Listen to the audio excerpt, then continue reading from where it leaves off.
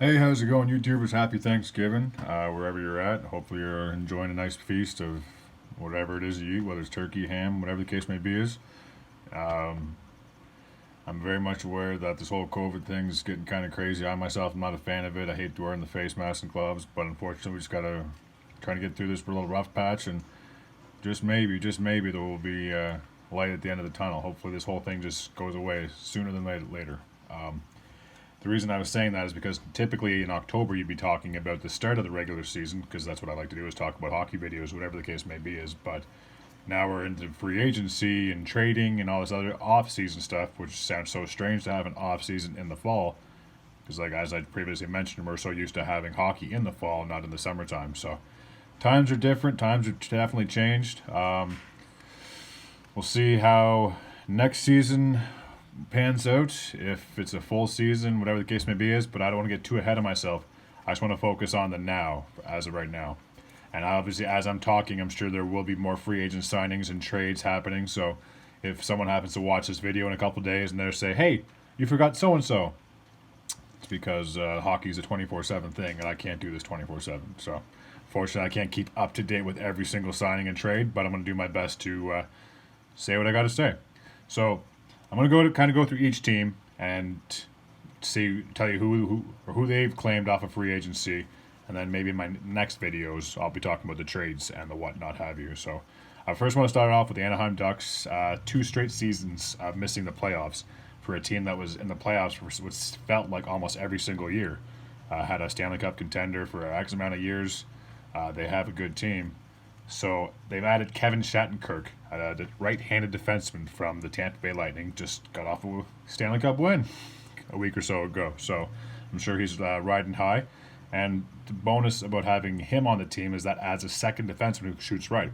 They're mainly all left-handed shots. So I do believe they have Manson on the right side as well. So they'll have Manson, Shattenkirk on the right, Lindholm, and Fowler on the left, which is a pretty darn good top four. And yes, I'm very much aware that Shattenkirk isn't a young pup. I do believe he's in his 30s. So you can say he's out of his prime or whatever the case may be but he just proved had a bounce back season with the Lightning clearly, and obviously helped them win the Stanley Cup. So he is a huge addition for this Ducks team. So look out next year, unless their offense just completely spits the bed. I would not be surprised if they got back into contention to at least get a wild card spot. I'm not alone. The Arizona Coyotes haven't made that big of a splash when it comes to free agency, but they did pick up a couple of notable players. And just for the record, I'm not going to go through every single player, because I am aware that some players that are signed to basically play in their minor league, and they may get called up to do whatever it is. So I'm just going to focus on the NHL players' free agency. So I apologize if I leave out some AHL names or some guys with two-way contracts that might be in the minors and might be in the professional at the same time. So I'm just going to strictly stick with the NHL players. They picked up Tyler Pitlik from the Dallas Stars. He went on a bit of a run, obviously, with the Stars going all the way to the Stanley Cup Finals. So he knows what it's like to be in the big dance, and maybe he's an excellent bottom six forward. There's no question about that. So, and the other name, not a huge name, but John Hayden, just finished the season with with New Jersey.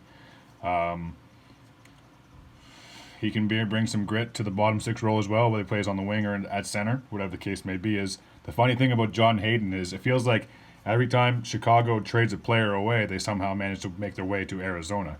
Whether it's a direct trade from the Blackhawks to the Coyotes, or they get traded for somewhere else, they drop the ball, and Arizona's just like, hey, you're a former Blackhawk? Here, follow me, let's go. I'll sign you. The other name was Johan Larson. I do believe was a defenseman from the Buffalo Sabres. He's also heading to Arizona on a 2-year contract. There's not much else I can say about that. I mean, if you're a Sabres fan. But there is some good news once I get to them. So yeah, he might add some help on the blue line, whatever the case may be, and we'll see how Arizona looks next season. The following team is the Boston Bruins. They have added Craig Smith, right wing from the Nashville Predators. I gotta say, it's a pretty darn good signing. He signed for 3 years, I do believe, and their top six if it were to be the way I think it is, could be very dangerous. You're obviously going to have the big three with Marchand, Bergeron, and Pasternak. And if they get Krejci and DeBrusque, and then you add Craig Smith to that right side, that could be a very dangerous 1-2 combination when it comes to lines. So, would not be surprised if they once again contended for a Stanley Cup position. The Sabres, the team that I just mentioned 2 teams ago, they made a huge splash, you could say, today. I know some of these signings and whatever the case may be did happen a few days ago when free agency did start, but I'm just getting the time now to discuss it. Just signed Taylor Hall to a 1-year dollars. You could say it's high. You could say it's just about right. Maybe he could have got more elsewhere. The Sabres are looking like a pretty darn good team, in my opinion. For basically being the bottom feeders for almost a decade, I got to say they're definitely on their way back up. So they had some pretty good signings. They also brought back, if I'm pronouncing it correctly, Zemgus Girgensons to a 3-year contract. They also re-signed Brandon Montour, a defenseman on their back end. And they also brought in Tobias Ryder, who spent the last 2 seasons splitting between the Alberta teams, Edmonton and Calgary. So he could be a very good bottom 6 forward as well.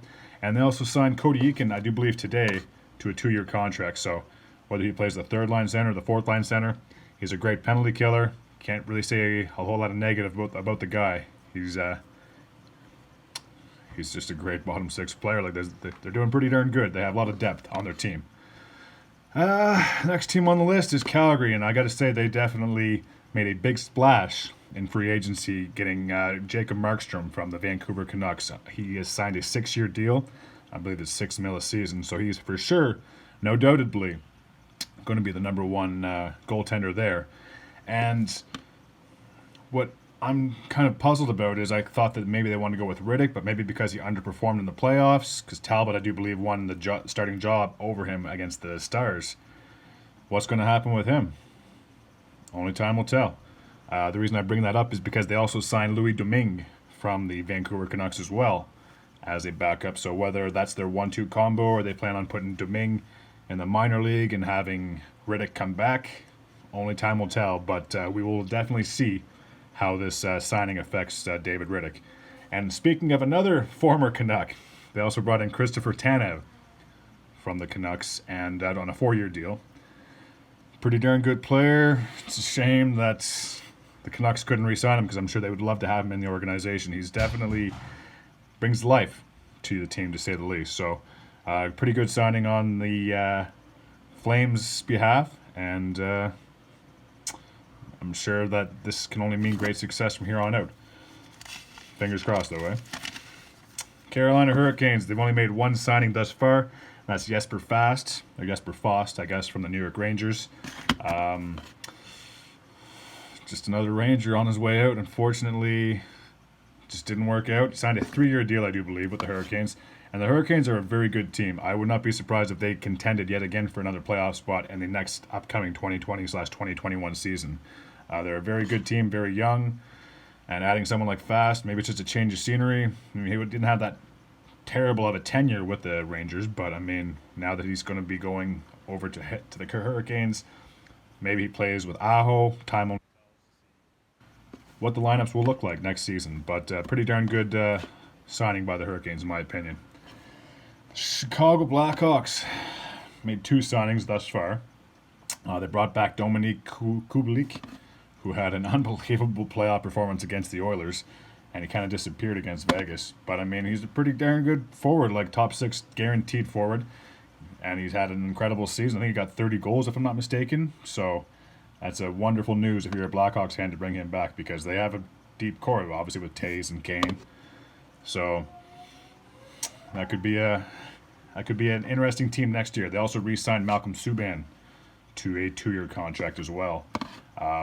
Whether this means he's going to get the starting job in Chicago is another question. Are they going to try and bring in another veteran goaltender to try to compete for the starting job? Only time will tell, because, spoiler alert, and I apologize, but Corey Crawford is no longer a member of the Blackhawks. Colorado. For Colorado, you got to think the last 3 years have been like a tease. Obviously, 2018, they just barely squeaked into the playoffs when they defeated St. Louis in the final game of the season, and then they ended up getting taken out in the first round against Nashville in 6 games. And then 2019, just the last year, made it to the second round and the 7th game against San Jose. And I'm sure a lot of people will say, Landon Scott's foot offside, that should have counted. But I'm not going to open up that bag of worms. So they were that close last year. And then just this past postseason, unfortunately fell short to the Dallas Stars in 7 games. But I mean, they have shown signs of brilliance. So only time will tell. Maybe next season they can finally get over that hump. But they did bring back a couple of guys, Andrei Burakovsky and Valeri Nishkinin, both on 2-year deals. So pretty darn good, pretty good players to say the least. Whether on the second or third line, whatever the case may be, as Nishkinin can go from being on top to on the bottom pretty quick. So he's kind of inconsistent, but at the same time, it's pretty good signing in my opinion. I apologize for the stuttering. Columbus made a couple of moves. They brought in Gavin Bayreuther, the defenseman from the Dallas Stars, and they also signed Mikko Koivu, the former Minnesota Wild captain, to a 1-year deal. So I like the Koivu signing to a 1-year deal. He can definitely play probably a third-line role. I mean, at his age, you can't expect him to be playing 20 minutes a game or whatever he has played in the past, because I do believe they still have Dubois as the number 1, Domi, who just recently signed. Again, spoiler alert, if you hadn't already known that. And then now they're adding Mikko Koivu. So I believe they have a lot of depth at the center position, to say the least. Who do we got next? Dallas. They re-signed Anton Khudobin to a 3-year deal, which, if you're the Stars, you got to think that if this is your window to potentially bring a Stanley Cup back, obviously you're very close this past season because you're just 2 games short, but he has proven that he can be in the net and he can stand tall. And there were many talks that, or in my opinion, that if Tampa hadn't won the Cup or they hadn't got past the Islanders, that you could almost say that Khudobin could have almost won the MVP of the playoffs, because he literally stole the show, being outshot in the majority of the games, but his team just happened to squeeze a couple pucks past the other net minder. So good on him for re-signing. They also re-signed Radek Faska to a 5-year deal, and they re-signed Joel Lesperas, if that's how you pronounce it, to a 2-year deal. And then they brought in Mark Pysk, former defenseman from the Panthers, on a 1-year deal. Maybe can just add a little bit of depth on that blue line. Who knows? Only time will tell. A couple more teams here. I'm actually going to split these videos up into different segments, because I'm already at the 13-minute mark, and I can't imagine someone's going to want to watch this video for another half an hour. Detroit made quite a bit of noise. They brought in Bobby Ryan, the former center, on a 1-year deal. Bobby Ryan, what can you say? I mean, the guy just went through basically hell and back, trying to go to rehab and get his life straightened out. And I think he won what was that trophy again? The Masterson or whatever it was, for obviously the steps he had to take to come back to where he was. So he can be that veteran guy on the team that can really give Detroit a boost, because you got to think this is a team that's operated by Steve Yzerman. Tampa Bay was a team operated by Steve Yzerman, and look at where they're at. They just finished winning the Stanley Cup. They've been a contender for years, and they still could be a contender for years. They're a very good, solid, young team. So maybe he's going to try and do the same thing in Detroit, obviously a team that he formerly played with and had success with. They brought in John Merrill, defenseman from the Vegas Golden Knights, on a 1-year contract. Riley Barber on a 2-year. Thomas Greiss, this is interesting. They brought him in on a 2-year deal because, spoiler alert, they released Jimmy Howard. He is a free agent. So I got a funny feeling that Greiss will be fighting for that starting job, to say the least. Or he should at least get it, unless they have more goalies or prospects in their system that I'm not aware of. Troy Stetcher, a former defenseman of the Vancouver Canucks, is heading to the Motor City on a 2-year deal, as well as Vladislav Namestinkov. They brought him in on a 2-year deal. Just another forward that they can possibly put wherever, whether it's on the wing or at center. He has proven to be a top 9 forward in my opinion, so it's a pretty good signing in my books. And the last team I'm going to finish off with in this first video is the Edmonton Oilers. If you're an Oilers fan, you got to think every single year seemed to be like, okay, this is our year, we're going to get it. This is our year, we're going to get it. This is our year, we're going to get it. And from 2018, 2019, you missed the playoffs, and then you finally get to 2020. It seemed like you were going to be in the playoffs playing against your provincial rival in the first round, and then COVID hit, and then they had to reformulate the playoffs because they wanted to have more teams to be in it to have a better chance, because technically at the time they weren't eliminated. But you just got to kind of feel for these guys. Unless you absolutely can't stand the Oilers or you're a huge Flames fan. I mean, it seems like they've done almost whatever they could, but they still just can't get enough. I mean, they have the best 2 players in the world between McDavid and Draisaitl, just my opinion. And if you finish in the top 2 in scoring and you still can't make the playoffs, there's a lot of issues there. I mean, how often in the past have you seen someone that's won a scoring title and their team missed the playoffs? It's probably more rare than not. They brought in Kyle Turris on a 2-year deal from Nashville. He can definitely play a third-line center. No question, that's what he did in Nashville. Especially unless they pair Draisaitl with McDavid, and then maybe he can move up. But then you have Nugent Hopkins as well. So maybe Nugent Hopkins still goes to the center in the second line if you put Draisaitl above him or put Draisaitl with Nuge. There's just so many different line combinations. But Turris is a veteran. He did have some success in Ottawa. So maybe there's just something about being back in Canada that could bring out the best in people. So he's back in Canada on the Oilers roster for 2 years. They also re-signed both Tyler Ennis and Mike Smith to 1-year deals. Ennis, guy's kind of been bounced around the league. This thing is the 4th or 5th team so far in his career. So I'm sure he'd just love to be able to just be stable and just stay in one spot rather than, oh, okay, our team sucks this year. I'm probably going to be traded away. And as for Mike Smith, didn't really have that bad of a year. It's just the playoffs really kind of screwed up because after that horrible game against Chicago, I do believe it was in Game 1, they immediately went to Koskinen. So it seemed like the writing would be kind of on the wall if you're not playing in a playoff game. But, I mean, they just don't have the cap space to bring any big name in. They couldn't bring, or I guess they tried to swing for Markstrom, but they missed, and he ended up going to the provincial rival. And the last guy I want to talk about is Tyson Berry. An interesting fella. Bouncing around, his 3rd team in 3 years.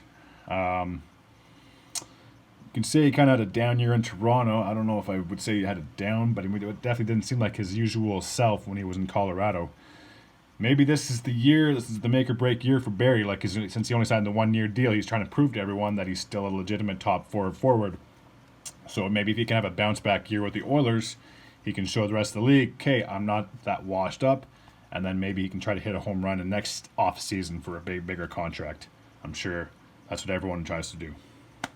Anyways, thank you very much. If you happen to stumble upon this video, please leave a like and a comment in the section below. I would love to hear back from you guys. And I will be back with my next video to talk about the next X amount of teams. Anyways, until next time, guys, take care.